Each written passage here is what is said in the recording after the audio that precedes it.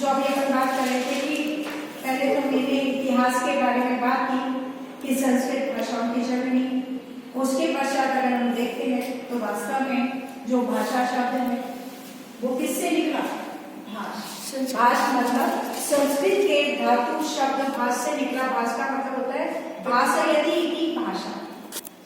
भाषयति इति भाषा, जो स्पार्कल जैसे कहते हैं ना, जो चमकता है, भाषयति है ना, ग्लिटर बोले या कुछ बोले जिसमें अलग सी चमक होती है, तो भाषयति इति भाषा ये संस्कृत के भाष शब्द से बना हुआ है, जिसका मतलब है जो चमकता हुआ है, जो अपने विचारों को प्रकट करने के लिए हमें प्रेरित करता है। इसलिए इसका अर्थ क्या निकल कर आता है? प्रकट करना। अब प्रकट क्या करेंगे?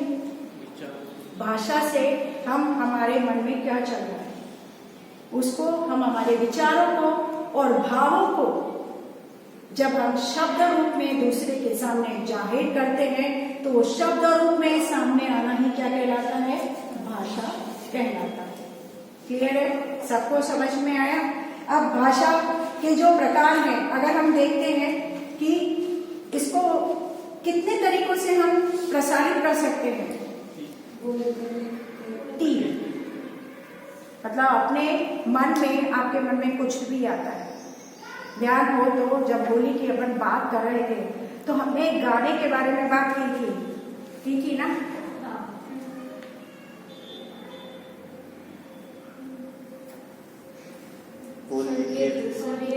ये क्या हुआ?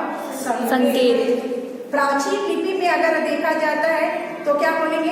होली के दिन दिल मिल जाते हैं, फिर रंगों से रंग मिल जाते हैं, है ना? तो ये क्या हुआ? संकेतों के माध्यम से, जिसे आप दम शरारा या कुछ भी बोलते हैं, ऐसा कुछ खेल खेलते हैं ना? जी मैम। जो प्राचीन काल में आदिवासी पद्धति का एक स्वरूप था। अगर हम देखें तो पचमढ़ी, आप लोग इंटरेस्टेड नहीं है लेकिन हम वहां गए हैं। वहां पर जो चट्टाने हैं ना, जो अपन छोटी क्लास यानी 6ठी 8वीं में ये प्रस्तर लिपि देखते हैं, शिलालेख लिपि देखते हैं, उनमें ये हमारे चिन्ह लिखे हुए हैं, वो वहां पर भी हैं और वो जाल से सुरक्षित करके रखे हुए हैं। वो कौन सी लिपि कहलाई? संकेत लिपि। आपकी मुद्राओं में भी लिखा होता है संकेत, ध्यान दिया है कभी? ऐसे फसल का चित्र भी होता है, उसमें हथौड़ा भी होता है, कुल्हाड़ी सा कुछ होता है। ऐसे ये भी भाषा होती है, संकेत लिपि होती है कि नहीं होती है? समझ में आया? संकेत क्या होते हैं? बहुत सारे संकेत होते हैं। जैसे अभी अपन एक दूसरे से आई कांटेक्ट कर रहे हैं, यह भी तो संकेत ही है ना? फिर उसके बाद में लिखना, जो बोर्ड पर हम लिखते हैं, हाथ से हम कॉपी किताब पर लिखते हैं, अपने नोट्स तैयार करते हैं, जो लिखित रूप में हमें साहित्य प्राप्त होता है, या पत्र लेखन बेस्ट विचार संप्रेषण का माध्यम है ना? पुरानी मूवी में ये मेरा प्रेम पत्र पढ़कर, है ना? और वो और भी बहुत सारे गाने हैं, किताब। हाँ बोलो। हाँ, कबूतर जा संदेश वाला, और इस तरह से बहुत सारी चीजें जो हम इस तरह की पढ़ते हैं, ये सब क्या थे? यानी सलमान खान को देखा होगा, वो पहले प्यार की पहली चिट्ठी साजन को दे कबूतर जा, है ना? वो क्या था?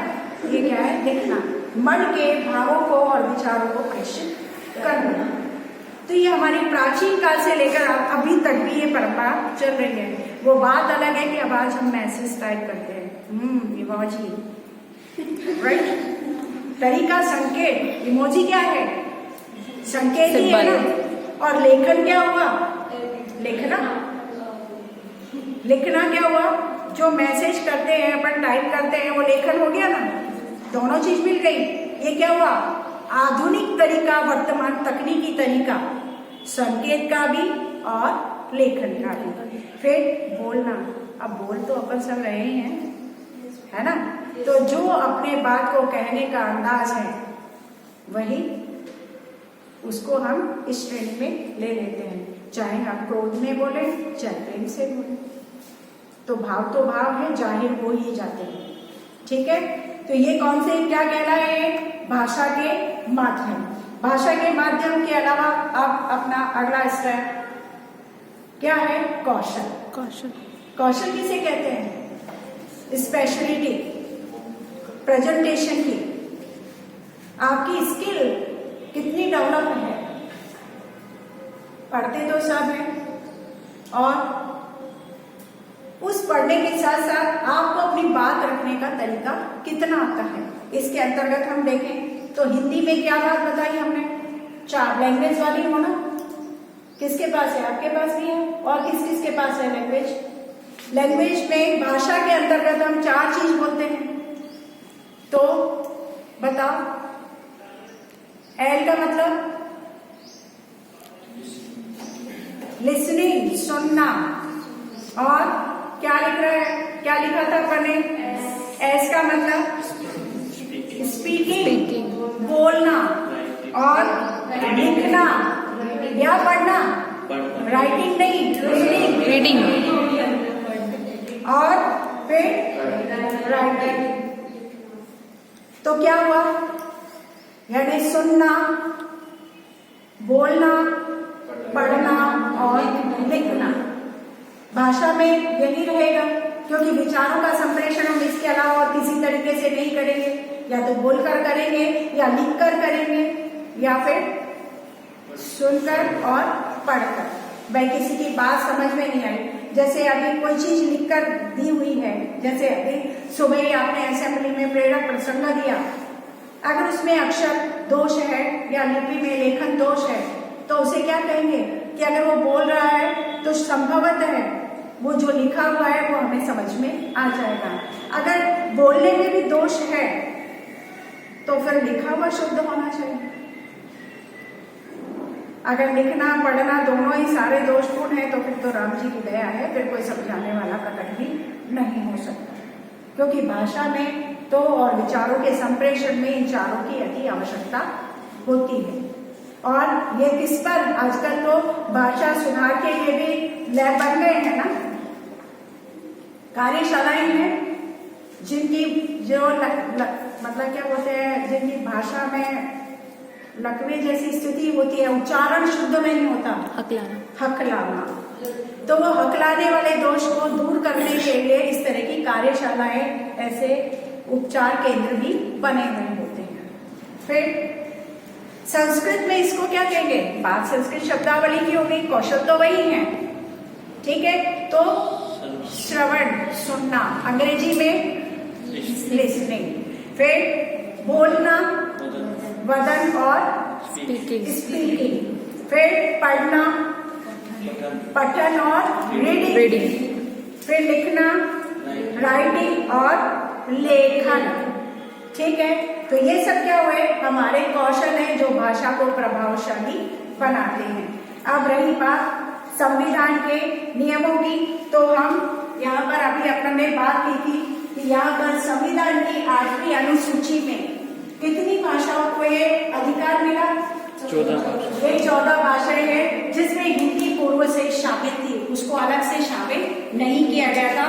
वो पहले से उस स्थिति में थी और उसे बाद में भी इस क्रम के अंतर्गत रखा गया, जिसका क्रम ये था: असमिया, ओडिया, उर्दू, कन्नड़, कश्मीरी, तमिल, तेलुगु, पंजाबी, बांग्ला, मराठी, मलयालम, संस्कृत और हिंदी, गुजराती। यहाँ तक के जो एक क्रम है, ये कितनी भाषाएं हो गई? कितनी हो गई? 14। फिर 12वीं अनुसूची में 22 भाषाओं को और स्थान दिया गया। किसमें? संविधान की इस सूची में इनको और इसी क्रम में शामिल कर लिया गया। ऐसी स्थिति में जब इनको और शामिल किया तो उससे पूर्व 21वें संविधान संशोधन में सिंधी भाषा को 15वें नंबर पर, यानी 1967 के अंतर्गत 1967 में इसको भी इसी भाषाओं के क्रम में पूर्व में जोड़ दिया गया है। फिर यहाँ पर 71वें संविधान संशोधन जो कब आया 1992 1992 में नेपाली को 16वां, कोंकणी को 17वां और मणिपुरी को 18वें स्थान पर रखा गया। फिर लास्ट में 8वीं अनुसूची में जो 92वां संविधान संशोधन है जो 2003 में लाया गया था, जिसको इसी भाषाओं के क्रम में शामिल किया गया था, उसके अंतर्गत 19वें नंबर पर डोगरी और 20वें पर मैथिली, फिर 21वें पर संथाली और 22वें पर बोडो भाषा को शामिल किया गया।